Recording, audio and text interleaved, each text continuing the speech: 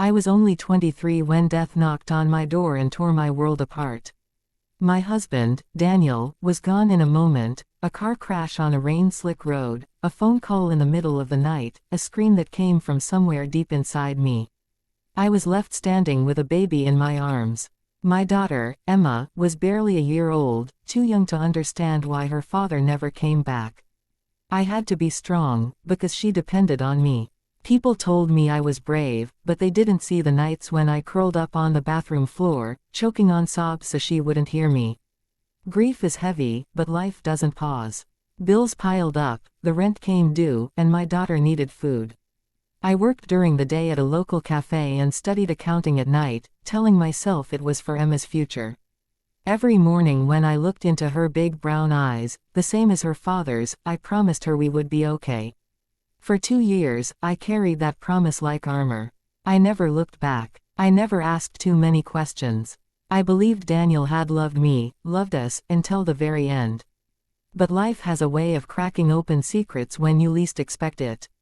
It started on an ordinary afternoon. Emma had spilled juice on the floor, and I was searching the drawer for a rag when my hand brushed against an envelope wedged at the back. It was old, yellowed at the edges, with my husband's handwriting across the front. My heart stuttered. Inside were documents, bank statements, letters, and a contract with a woman's name I didn't recognize. My hands shook as I read. The woman lived just a few towns away. The contract wasn't about business. It was about Emma. It listed her as a beneficiary, but it also mentioned another child, a boy. My blood turned to ice. There was a second child. A son, and Daniel had been sending money to support him. I sat on the floor surrounded by papers, my head spinning, my breath shallow. I wanted to scream, to tear the pages apart, to unlearn the words that now carved into my heart.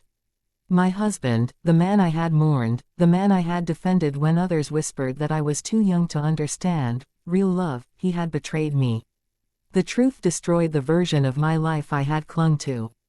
I wrestled with it for weeks. Do I track down this woman? Do I pretend I never found anything? Every night, I'd tuck Emma into bed and stare at her sleeping face, asking myself what kind of father Daniel truly was. Eventually, curiosity won over fear. I drove to the address written on the papers. It was a modest house with peeling paint. My hands trembled as I knocked. A woman in her early 30s answered. She looked surprised to see me, but when I said Daniel's name, her face crumpled. She didn't deny it. Instead, she opened the door and led me in. And there he was. A boy, around 4 years old, with Daniel's unmistakable eyes. My knees almost gave out. The woman, her name was Claire, told me the truth in halting words.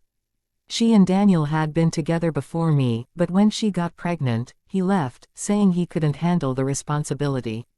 Later, after marrying me, guilt brought him back. He sent money but never stayed. He always said he loved you, she whispered, tears brimming. But he couldn't let go of us either.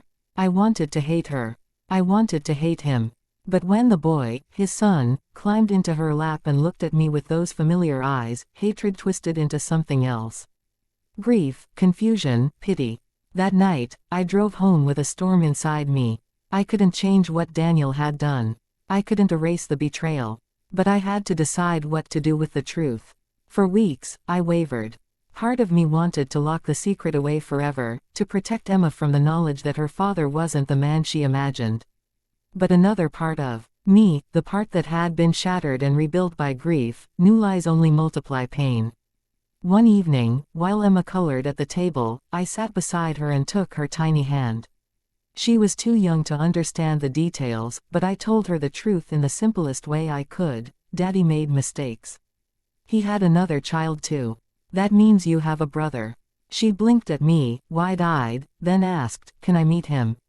And just like that, the heaviness lifted. Children don't carry judgment the way adults do. They see love as something that can stretch without breaking. A month later, Emma met her brother.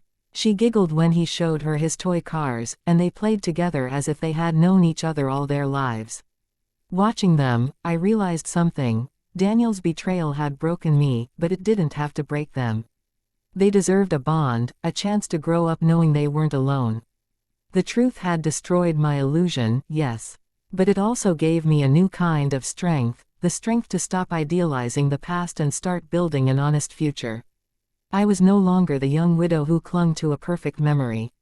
I was a mother who chose honesty over comfort, reality over fantasy. And in that choice, I found freedom. Daniel's legacy was not the lie he left behind. It was the 2 children he gave this world. Children who would know each other, love each other, and grow stronger together. At 23, I lost my husband. But at 25, I found something greater, the power to stand in the truth, no matter how painful, and the courage to shape a future my daughter could be proud of.